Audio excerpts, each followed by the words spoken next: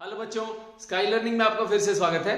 आज हम बात करेंगे 5 दिनों में हम पढ़ाई कैसे करें। जो हमारे एग्जाम में गैप आया है केमिस्ट्री से लेकर के फिजिक्स के बीच का, वो हम जो जर्नी है वो किस तरह से कवर करेंगे। तो सबसे पहले हम बात करते हैं इसके अंदर डे 1 की। तो डे 1 के अंदर हम क्या करेंगे? डे 1 के अंदर हम लोग सबसे पहले करेंगे मॉडर्न फिजिक्स एंड जो इलेक्ट्रोमैग्नेटिक वेव्स है। 28 तारीख को आप 28 तारीख को क्या करोगे? सबसे पहले ईएम वेव करोगे। छोटा सा चैप्टर है, इस चैप्टर के अंदर आपको एक टेबल याद करनी है, मैक्सवेल इक्वेशन याद करनी है। तो ये बहुत अच्छा टॉपिक है, बहुत इंपॉर्टेंट है, ठीक है। उसके बाद आप क्या करोगे? डुअल नेचर, इसका जो डेरिवेशंस है, जैसे आइंस्टाइन लॉज हो गया, उसके ग्राफ हो गए, हॉलोग-लेनार्ड इक्वेशंस हो गई, ठीक है। तो डुअल नेचर बहुत इंपॉर्टेंट है। डी ब्रोगली वाला जो क्वेश्चन है, लैम्डा वाले क्वेश्चंस, उसके रिलेशंस है वोल्टेज के साथ, टेम्परेचर के साथ, ठीक है। ये सारे के सारे आपको डेरिवेशंस अच्छे से याद करने हैं। उसके बाद एटम्स, एटम्स के अंदर alpha scattering experiment and Bohr's का जो मॉडल है, उसमें रेडियस कैसे निकालते हैं उसका, उसके ऊपर एमसीक्यूज भी पूछा जा सकता है, उसके रेडियस का रेशियो क्या रहता है, वगैरह वगैरह। तो आपको ये टॉपिक और ये टॉपिक, इनके अंदर डेरिवेशंस अच्छे से करने हैं। इसके ऊपर क्वेश्चन आने के पूरे चांस हैं डेरिवेशन से, ठीक है। फिर न्यूक्लियाई, न्यूक्लियाई के अंदर हमें जो न्यूक्लियर फोर्स वगैरह, इसको अच्छे से पढ़ना है। और इसके अंदर हमारा जो शुरुआत वाला binding energy per nucleon curve जो है, उसका एक्सपेरिमेंटल ग्राफ जो है वो अच्छे से पढ़ना है आपको।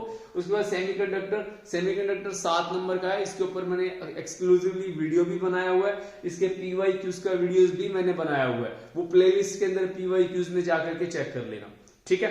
तो ये आपका पहले दिन का काम है, ये आपको कल सुबह उठते ही शुरू कर लेना है।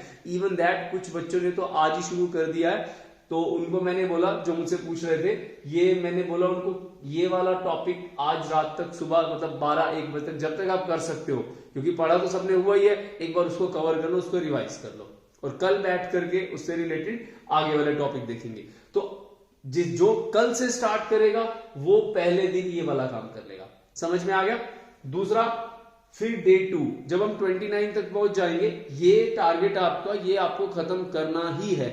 उसके बाद नेक्स्ट है electric charges and fields, electric potential and capacitance, matter and magnetism, electromagnetic induction and current electricity.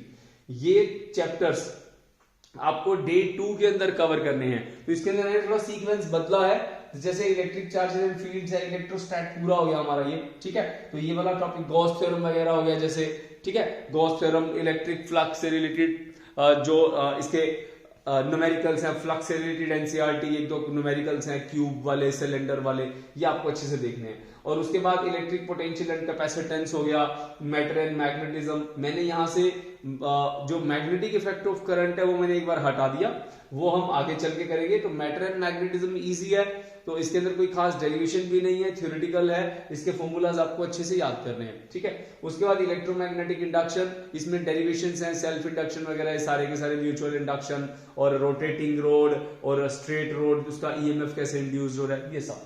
Current electricity, ये आपको डे 2 के अंदर खत्म करना है, ठीक है। उसके बाद चलते हैं डे 3 के ऊपर। डे 3 के अंदर magnetic effect of current, alternating current, रे एंड वेव ऑप्टिक्स। यहां तक आप पहुंच जाओगे, आपका सिलेबस खत्म, ठीक है। 5 एंड 1 2 3 4 14 चैप्टर आपके खत्म हो गए यहाँ पे। अब इसके बाद क्या करना है? यहां पे ये सारा काम हो जाने के बाद अब आप आते हो अगले दिन पे, ठीक है। नेक्स्ट डे के अंदर डे नंबर 4 रिवीजन। आप यहां पे क्या करोगे? जो भी आपने पढ़ा है उस सबको रिवाइज करोगे। उन सबको रिवाइज करने के बाद जो भी आपने नोट्स बनाए हैं या जो भी आप मटेरियल फॉलो कर रहे हैं, मैं इसके डिस्क्रिप्शन में भी डाल दूंगा, और इसके डिस्क्रिप्शन में सारे डेरिवेशंस जितने भी होंगे मैं सारा का सारा लिंक डालूंगा, और ड्राइव में वहां से क्लिक कर लेना और उसको डाउनलोड कर लेना, ठीक है। दूसरा, रिवीजन के साथ आपको क्या करना है? पीवाईक्यूज करने हैं, ठीक है। रिवीजन आप क्या कर रहे हो? आपने जो टॉपिक पढ़े हैं उसको माइंड में रिकॉल कर रहे हो। उस चैप्टर में, जैसे मान लो चैप्टर उठा लिया आपने, उठा लिया मान लो ये डुअल नेचर। डुअल नेचर में कौन कौन से टॉपिक्स हैं आप दिमाग में रिकॉल करोगे? कैसे? नोट्स आपके सामने पड़े हैं, ठीक है। उससे पहले नोट्स से पहले आप माइंड में रिकॉल करोगे कि इसमें पहला टॉपिक हॉलबर्ग लेनार्ड वाला था, उसके ग्राफ थे, फिर उसके बाद इसके अंदर जो नेक्स्ट है हर्ट्ज एक्सपेरिमेंट है, फिर इसके बाद इसके अंदर ये हमारा जो ग्राफ है उसके वेरिएशन आ रहे हैं, कैसे प्लेट्स को रिवर्स कर रहे हैं। आई मीन टू से आप वो सारा का सारा जो आप पढ़ चुके हो उस सारे को पहले आप माइंड में रिकॉल करोगे, जहां आप अटकते हो फिर आप नोट्स को देखोगे खोल करके। इससे क्या होगा, एक तो आपका काम थोड़ा जल्दी होएगा, दूसरा क्या होएगा, ये आपके दिमाग में चीजें सारी की सारी बैठ जाएंगी, तो एग्जाम टाइम में आपको ज्यादा सारा समय नहीं लगेगा उसको बार बार रिकॉल करने के लिए, क्योंकि आप प्रैक्टिस उसकी करते ही जा रहे हो, ठीक है। फिर उसके बाद उसके PYQs कर रहे हैं आपको, जो आपने रिवीजन कर लिया। मान लो आपने एक दिन में आपने 7 चैप्टर रिवाइज कर लिए, करने पड़ेंगे क्योंकि सेकंड लास्ट डे है हमारा। 7 चैप्टर रिवाइज कर लिए, उन 7 चैप्टर्स को रिवाइज करने के बाद 2-2.5 घंटे निकाल दो उसके ऊपर। उसके बाद सारा दिन जो आपके पास बचता है PYQs उठा के बैठ जाओ, उन 7 के 7 के PYQs करो। कोई अच्छी सी PYQs की बुक ले लो, अरिहंत है, MTG है, या कोई आपके पास मटेरियल पड़ा होगा ऑलरेडी, उसको आपको अच्छे से पढ़ना है, ठीक है। क्वेश्चन जो है उसके अंदर आपको लेटेस्ट वाले करने हैं, 2020, 2021, 2022, 2023, ये जो लास्ट वाले हैं 3-4 सालों के PYQs, इसको अच्छे से पढ़ लेना, किस तरह से पूछे गए हैं, क्या MCQs है, सारे के सारे एक बार गो थ्रू हो जाना, ठीक है। लेटेस्ट। उसके बाद डे 5 के अंदर आप क्या करोगे, जो आपके नेक्स्ट 7 बच गए हैं, आप ऑर्डर कोई भी उठा लेना इसके अंदर। जैसे मैं तो कहूंगा पीछे वाले उठाना, क्योंकि ये आप डे 1 में कर रहे हो, तो रिवीजन के टाइम पे ये तो आपने अगले दिनों में करे हैं, ये माइंड में है अभी, इसको उठा लेना, क्योंकि जैसे जैसे हम अगले चैप्टर्स पढ़ते जाएंगे पीछे वाले चैप्टर्स जो है हमारे भूलते जाते हैं, ठीक है। तो सबसे पहले क्या करना है इसके अंदर, इसको यहां उठा लेना, फिर इन वाले जो बचे हुए आपके 7 चैप्टर उसको आप यहां उठा लेना, ठीक है। ये ऑर्डर मैंने ऊपर नीचे क्यों किया है, इसका रीजन क्या है, ऑर्डर ऊपर नीचे है। कुछ बच्चे सोच रहे होंगे भी पहले ये बाद में ये क्या बना, ये है क्या, इसमें मैंने क्या करा, मैंने आपका मेंटल प्रेशर कम किया है। यहाँ पे ये वाले चैप्टर जो है ये इजी हैं, आपका इससे मोरल अप होगा, आपको मोटिवेशन मिलेगा, जिससे कि आपका जो रिदम है वो मेंटेन हो जाएगा। क्योंकि हमारे सिर पे जो वजन है 14 चैप्टर्स का, उन वजन को कम करने के लिए मैंने इसका ऑर्डर रिवर्स कर दिया, क्योंकि आप सारा साल ये पढ़ तो चुके ही हो।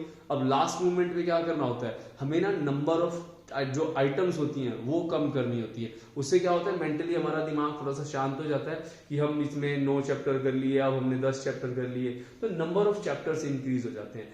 ये सारे के सारे चैप्टर्स इजी भी हैं पढ़ने में, ठीक है बच्चों। अगला दिन एग्जाम का दिन, so all the very best for your examination. I hope आपका एग्जाम बहुत अच्छा होगा। तो जैसे ही आपका एग्जाम करके आओ तो आप आकर के कमेंट सेक्शन में कमेंट करना आपका एग्जाम कैसा गया, जो इस वीडियोस को देख रहे हैं। थैंक यू बच्चों, थैंक्स फॉर वॉचिंग।